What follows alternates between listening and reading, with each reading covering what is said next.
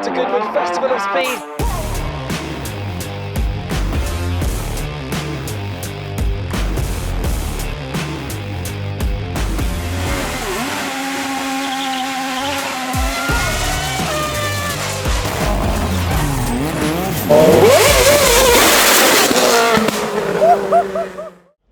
Welcome to the Goodwood Festival of Speed, one of the biggest car festivals in the world. And today I'm going to be sharing with you a video photographing it, and we're going to be photographing some absolute legends. I'm talking Ferraris, Lambos, McLarens, Koenigseggs, Pagani's, Bugattis, not to mention Formula One cars and other racing legends. Now typically at an event like this, where you've got cars whizzing past at 150, 180, maybe even 200 miles per hour, you'd see professional photographers bringing out their best gear. But the problem with those kind of setups is they can cost thousands upon thousands upon thousands, maybe even tens of thousands of dollars. Now don't get me wrong, I have also brought some of my best equipment to this event, and whilst it doesn't cost tens of thousands of dollars, it still costs enough to make my bank account cry. But for the first couple of days here, I'm going to be taking a completely different approach and using a more budget friendly setup, which includes, bear with, the Sony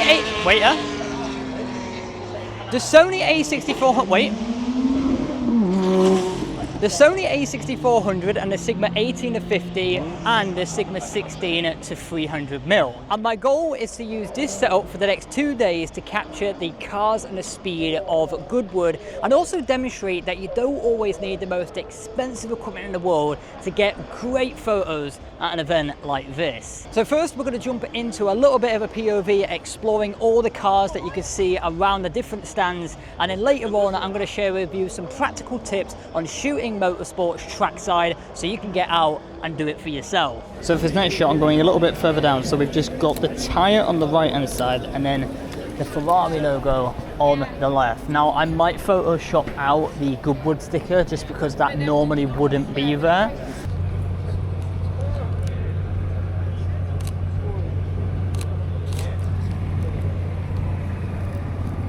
I'm liking this shot of this 1975 Ferrari. I like it with the lights at the moment. I'm going to drop the exposure comp a little bit to exaggerate it a bit, and in post I can hopefully exaggerate it a little bit further. Oh, this is a really nice shot of Niki Lauda's Ferrari from 1974. We're using this 1969 Ferrari as a bit of a foreground, leading our eye to the main subject.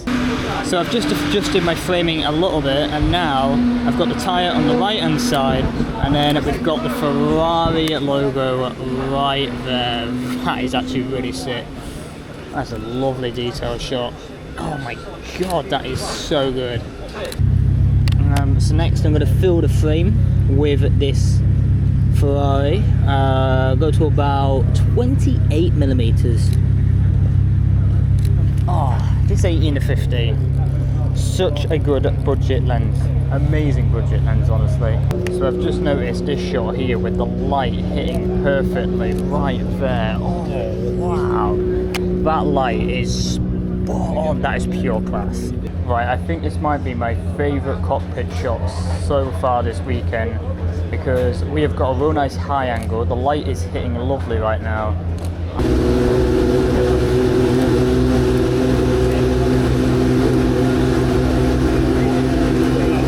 Getting a great photograph of the steering wheel right here. Ooh. You get a nice low angle here.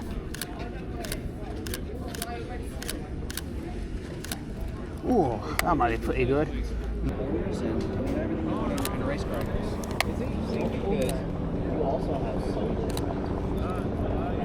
I've just switched on to the 16-300 for a second because I'm getting a photograph here of the helmet, and in the foreground I've got a Formula One car which actually looks pretty damn sick. Photograph again of this mechanic right here. I like these shots, these are really nice. So shooting at f5.6, the ISO is at 500. Oh, the framing on that shot was immaculate. We're going for another front wing shot, this time of the Ferrari. Gonna drop the f-stop to about f4. Nice, nice, nice. Go a bit wider, then punch in a little bit. Ooh, this is a nice clean shot right here. Focus it about there, shooting at f4. Ooh, look at that. That is mighty. Next shot, I am going to use this tyre as a bit of foreground, leading our eye to the main part of the car right there. I'm going to get a photograph here. I think that looks pretty decent. Getting a nice photograph here of these marshals pushing at this McLaren. This composition at f4.5. I can actually bring down that to f2.8. Look at the tyre marks there, man. His beamer right here. Look at this back end of his beamer. Do you think it has indicators, or do you think they don't bother with them? I kind of like this shot here, where you've got this Red Bull car and the Red Bull fridge in the background. Well, technically it's a Toro Rosso, but we will look past that fact because it's got Red Bull logos on it. But look at that. How cool is that look? That looks kind of cool. I reckon like a retro kind of preset on that will look pretty legit actually. Of this Red Bull mechanic polishing a beautiful Red Bull car. That was pretty good. Maybe get to a different angle. Nice, nice. I found another shot with these Red Bulls, so I'm coming to this angle, leading my camera over the edge to get a brilliant shot of all the Red Bull cars collected together, shooting at about f6.3.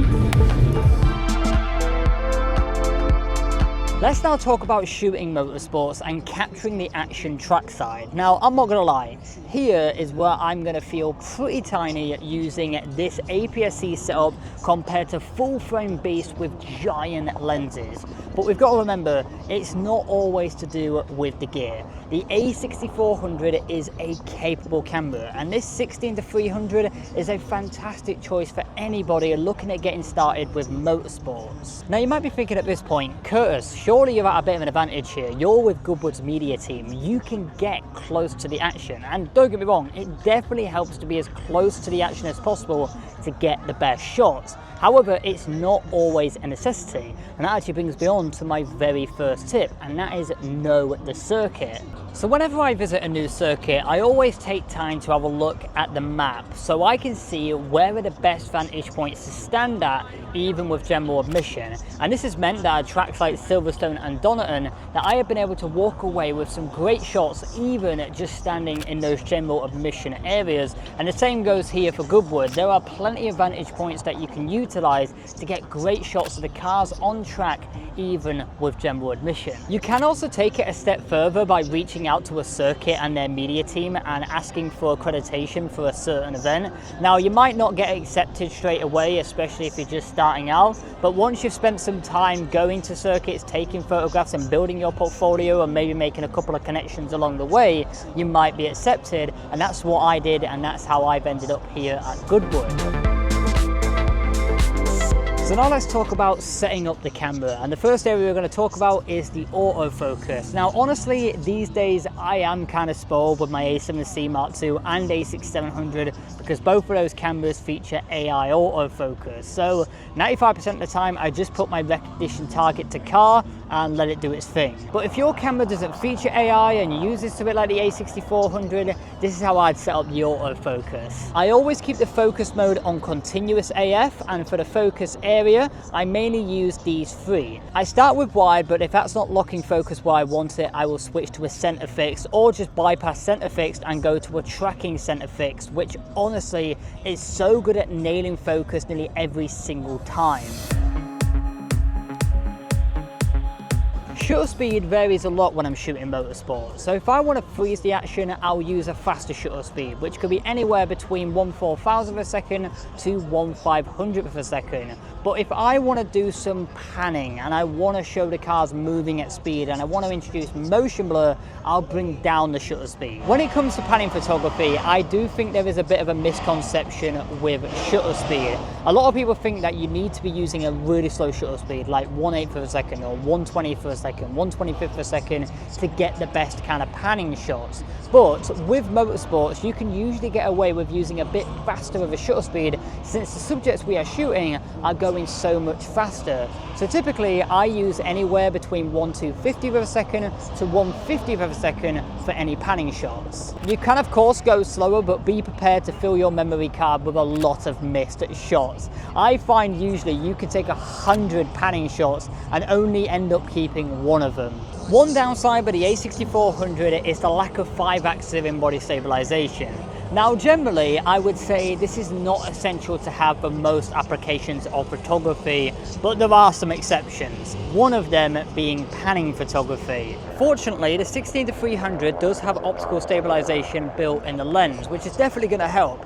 But if you're going to be rocking a setup with zero stabilization, then I highly recommend implementing the 3 points of contact technique, where you have one hand on the grip of the camera, another hand underneath the lens itself, and then you bring it to your eye. And you also want to make sure you tuck your arms in for maximum stabilization, so when you're panning, it's going to be nice and smooth and the movement's going to be nice and fluid.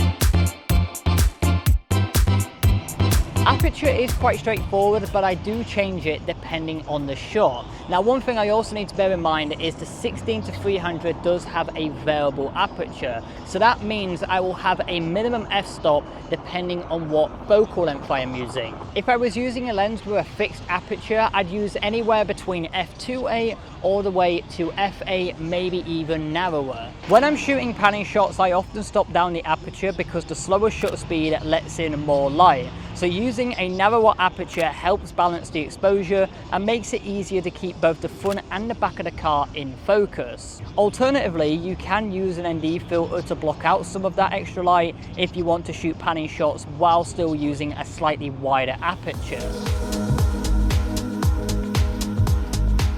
And finally, when it comes to ISO, I try and keep this as low as possible. Honestly, most of the time I just stick it in auto and leave it there.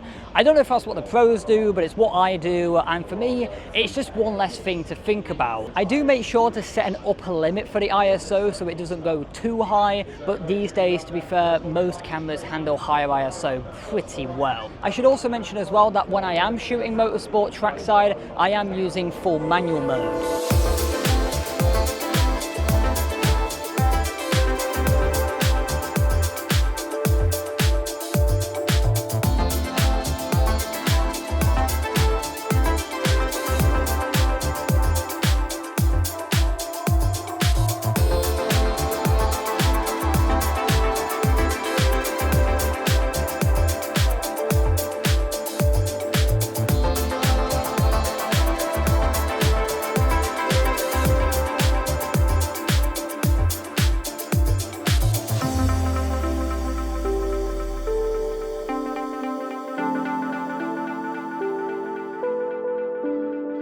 And there we go, 2 days at the Goodwood Festival of Speed using nothing but the Sony A6400 and a couple of budget-friendly lenses. Now, I will admit, I was certainly pushing to the limit what an A6400 is capable of with this extreme sporting action. But here's the thing. It worked. Sure, it's not the fastest camera out there, the autofocus holds its own, but it isn't top tier. The LCD screen is naff, the EVF is okay, the grip is small, and when you're shooting something like this, it chews through battery like there's no tomorrow. However, despite all of that, I was able to use this plucky little camera to capture all of the photos you have just seen. Honestly, if I was just starting out and I walked away with photos like this, I'd be absolutely chuffed. But let's be real, the gear will only take you so far. When I first tried shooting motorsports, my results were rubbish, and I'll be honest, yours probably will be too, at least at the start. It takes practice and patience to develop the skills needed to capture sharp, well-composed shots when everything's moving at speed. Now, it's easy to think when you're just starting out with motorsport photography that you need the biggest lens or the newest camera, but what really matters is understanding the gear you have, how to set up your camera, and also just getting out there to practice. All you do need is a telephoto lens, and not necessarily the one I've been using, the Sigma 16-300. You could look at the Tamron 18-300 or 70-300. Both are great options for getting started in motorsport photography without breaking the bank. I'll leave some links down below to gear recommendations if you want to check any of them out for yourself. Now, I know I just mentioned getting more practice when it comes to shooting motorsports, but I didn't really expand upon how you can actually do that.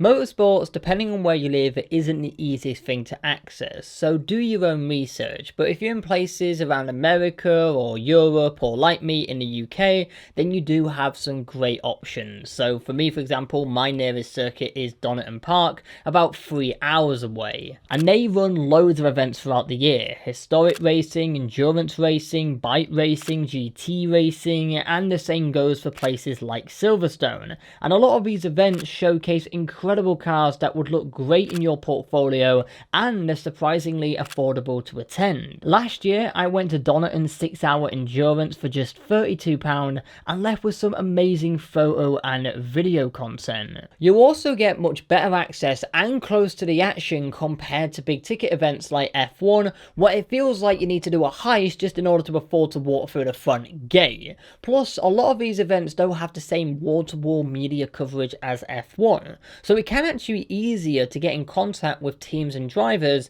if you want to share your photos with them, which could be good if you want to try and make some connections. So there's a little bonus tip for you. Anyway, I have rambled on enough. Honestly, I could talk about motorsports and all the tips and tricks and the techniques that I have learned over the years, but I think I should save that for a dedicated video, and if that's something you'd like to see, just let me know. I hope this video has been a practical look at what is possible when you're just starting out shooting motorsports and using a bit more budget friendly gear. If it has been helpful, hit the like button and consider subscribing. We are on our way to 90k subscribers, and it would be great to have you on board for the journey. And with all that said and done, thank you for watching, and until next time, create, explore and inspire.